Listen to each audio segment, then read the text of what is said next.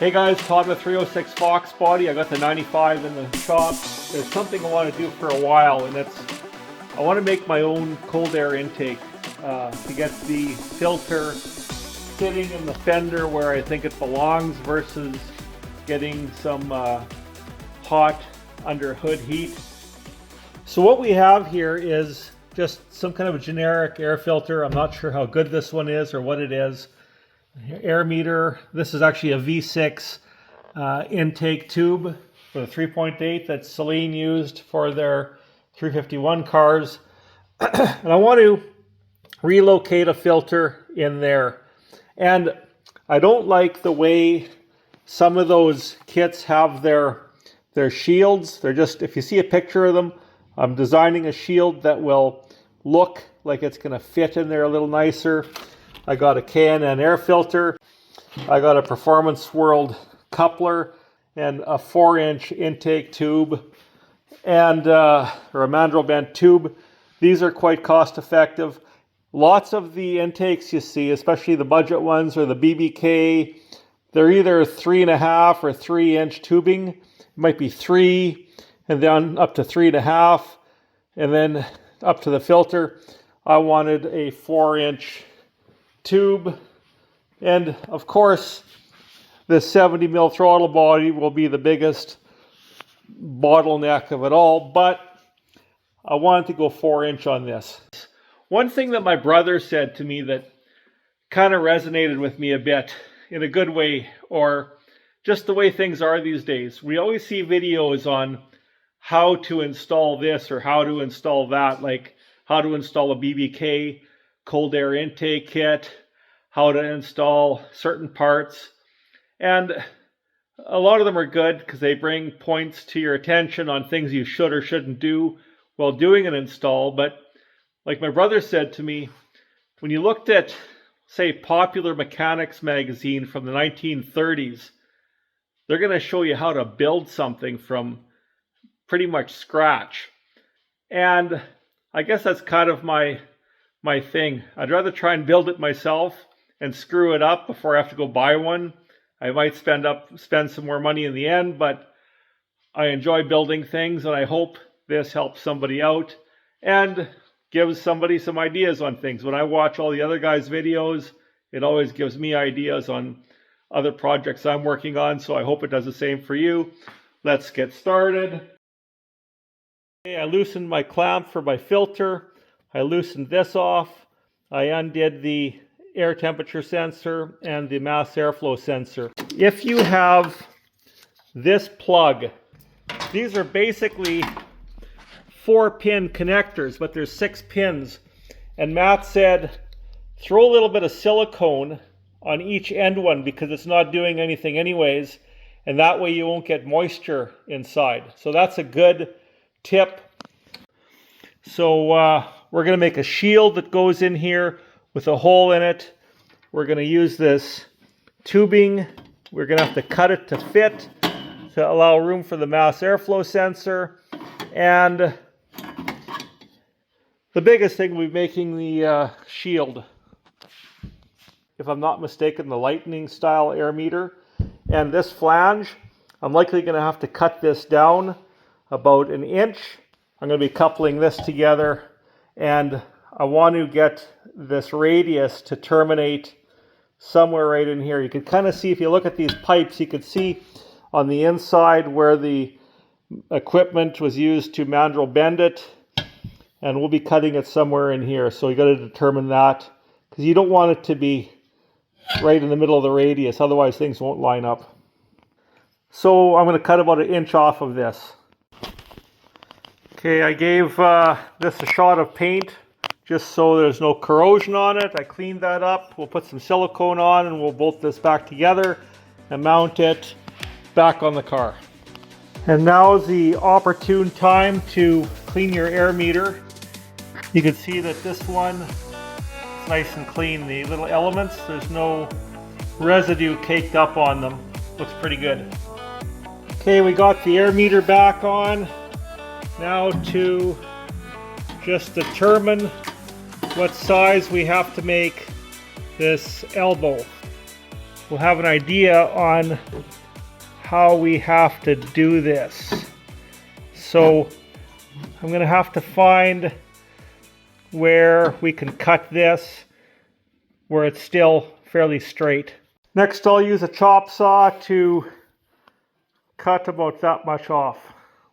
Okay, now we're going to see how this can match up. I think we have a winner. It's not going to be touching the inner apron once we get the shield on, so we'll have to work with that. Okay, we're going to cut the Performance World 4-inch coupler. These things are really reasonably priced. Anyways, I'll cut this down to slip that on, and we'll move on to the next step. We got to determine how far in this can go. See, I could probably even cut off another, even a half an inch. Because I could just tell by looking at it where I had this mark, I wouldn't have to squish this back so much. I'm going to cut about a half an inch off yet. Okay, we got her trimmed down, and look at how nice that is now. We'll put that coupler on there. We got some room front to back. We're good to go. So I'll cut the coupler down. I don't want to have it this wide. I want to have it maybe 1.5 inches to, no more than 2 inches, 1 3/4 inches. That'll be tricky, but I'm going to try my best to cut this guy down.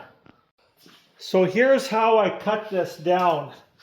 I just got a 2x6, and when I put the blade on here, I noticed that it's definitely 2 inches up the collar. I put some pipe on it. I basically held this and then just rolled it against here. I went all the way around several times. There, guys, it may not be perfect, but it's pretty damn good. Next, throw the clamp on, and we can, there, I test fit it. The collar of the filter will be just inside. And then we could mark that, and then we cut it about just over an inch further, about an inch further. I think the filter is just under an inch actually, yeah. So, yeah, we'll cut it about an inch in. I'm pretty damn sure that this filter won't touch the inside edge of the fender because we obviously don't want that happening. I actually have it lined up with the apron, and we will have room, but we'll verify that. Okay, there's my initial mark. Then I marked it a little further in, put the tape on. Now we'll use a chop saw to cut her off. Just for the hell of it, I'm putting a bead on with my bead roller just to give it that little bit of a custom look. Okay, test fit. Yeah, it's pretty much right where I want it. Next thing is to make that shield.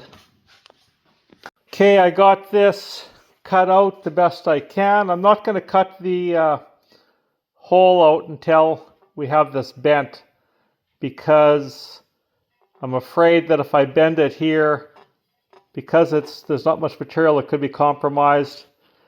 I know the finish on it looks rough, but I'm going to end up sandblasting it and probably get it powder coated, or I'll just paint it. So we'll go see my buddy Trevor and get that bent up. Okay, we're going to try and bend this. Instead of making it stepped, I think we're just going to put a 45 and then have it go straight out, kind of like the ones you see in the magazines and stuff. Do it this way.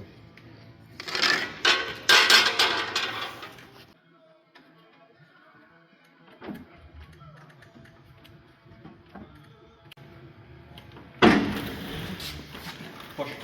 Push it. Oh, a piece of cake. It's not 90 though. Hang on. Okay, so then we'll do another bend on this. Just do a 45 Here, on the other one. let's just pull that out and I'll take a look at it. Maybe we'll just tweak it just a bit more, just a touch. We'll show you our progress in a minute. Okay, we got it back from Trevor's. I test fitted it.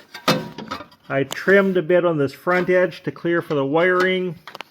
And everything seems to line up really good. Just to locate the holes, one there and roughly one there, and cut the hole in the center. Okay, I ended up putting the bolt in.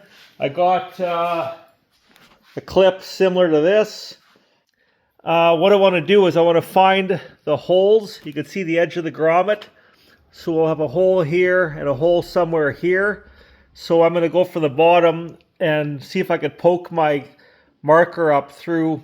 I jammed this in here to get this plate as flush as possible.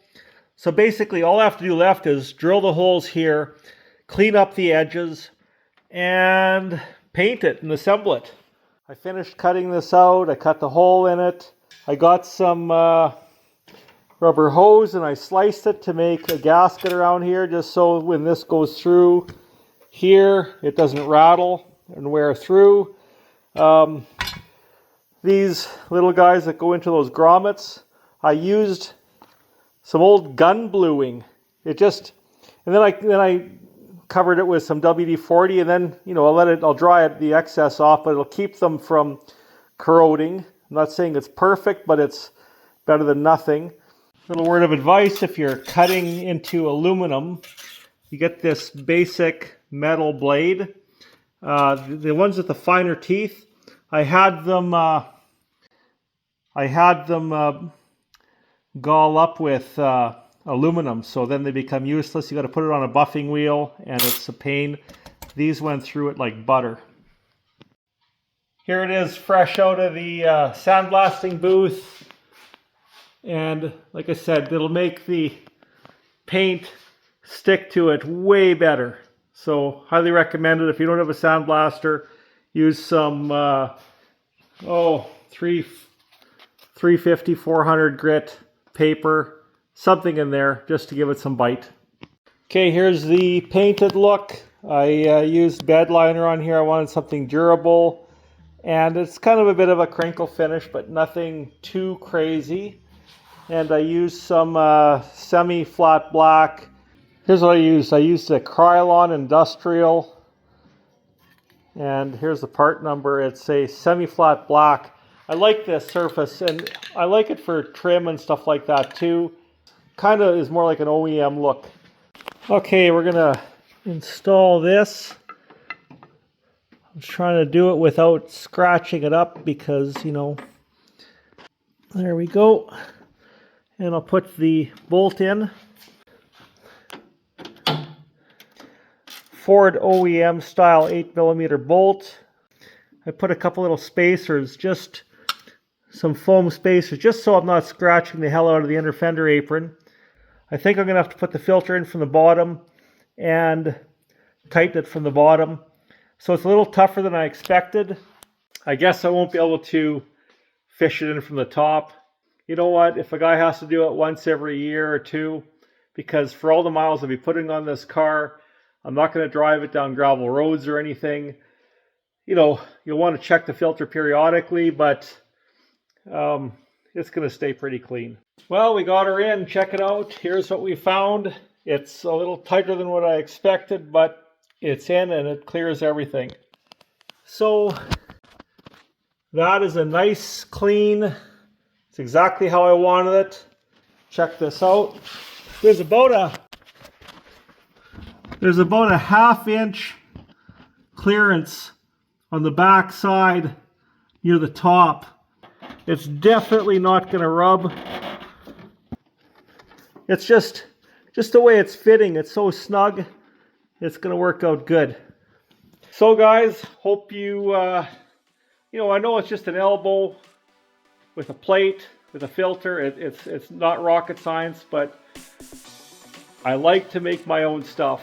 Like, you know, if I would have got a BBK kit, the pipe would have been 3.5 inch, and I wouldn't have been able to use the section up here because the Windsor is wider.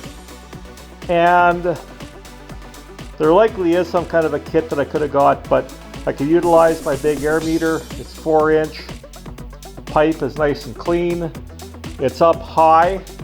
The filter is up here somewhere. Anyways, guys, that's how she looks. Thanks for watching, and we'll catch you in the next video. Cheers.